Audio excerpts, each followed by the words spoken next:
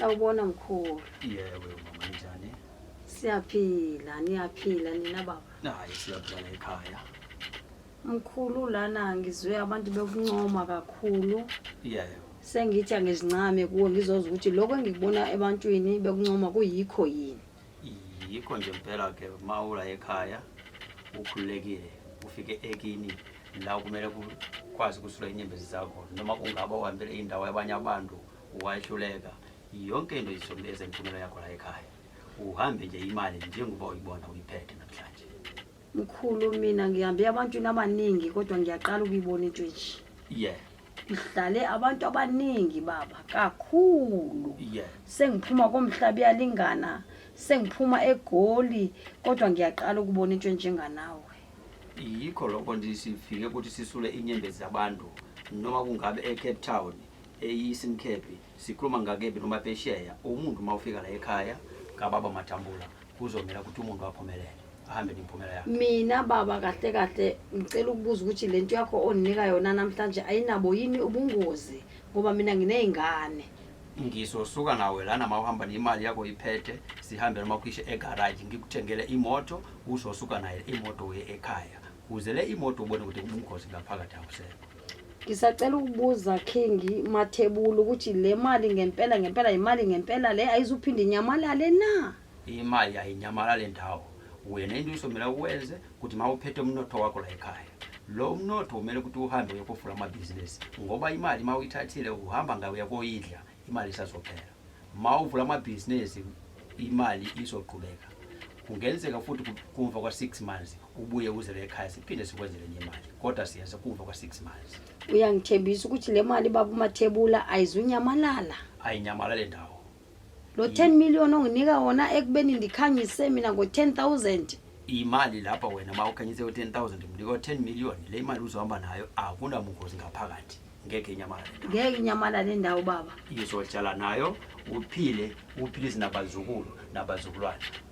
Ngiyabonga bengisacela ukuthi ngingithathe imali eyodwa kule mali osonike yona iphuthume ngesitolo ngibheke ukuthi angeke yini izinyamalala. Kulongeleke njana lana ke siyakuthathela imali. Ngiyabonga khona njengamanje.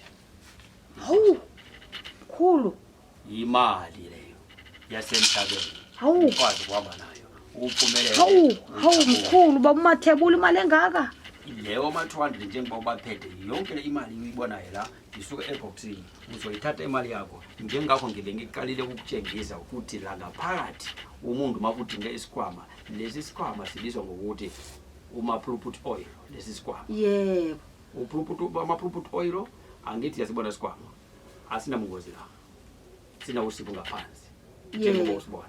Lesi sikhwama usibona ngathi sincane isikhwama sikhulu kakhulu uzokwazi uphatha no10 million wakho uhambe nawo ekhaya abona mungozi. Isikhwama usithatha la ekhaya. Ngiyabonga lesi sikhwama ke othi mangiyifake kusona le mali sona uzongithatha ngemoto ngibeke ekhaya ngoba ngiyasaba uhamba nale mali engaka. Ngizokuthatha la ngiyokuthenga imoto yakho njengapho sithi umuntu mawuzala uphathe ilicense kwenzela ukuthi uzoshayela imoto yakho kusuka namhlanje njengoba wena uphethe ilicense yakho uzoshayela imoto uye ekhaya ukuthi uphethe imali yakho. Nginayo mkhulu ilicense mina. Njengakho ngikuthumile ukuthi mawuzala uphathe ilicense.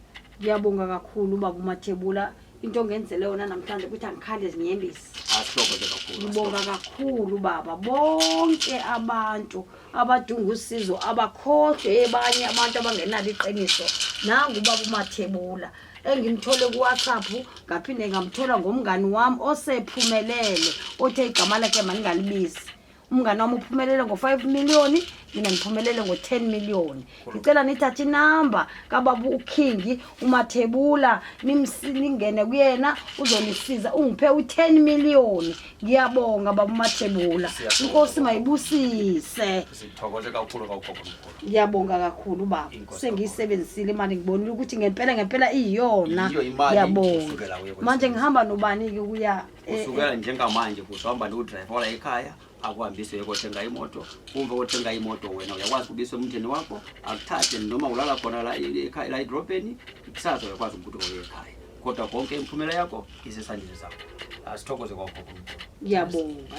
Njengoba ungenzela lana kule office yakho elana eMpangeni uhamba ulivizwile ukuthi wena utholakala zonke indawo kuyiqiniso elingakanani na? Ngisuka noma kungaba eGoli ngiyatholakala, noma kusho eThekwini ngiyatholakala, noma kungaba ukuthi eGoli ngikhona.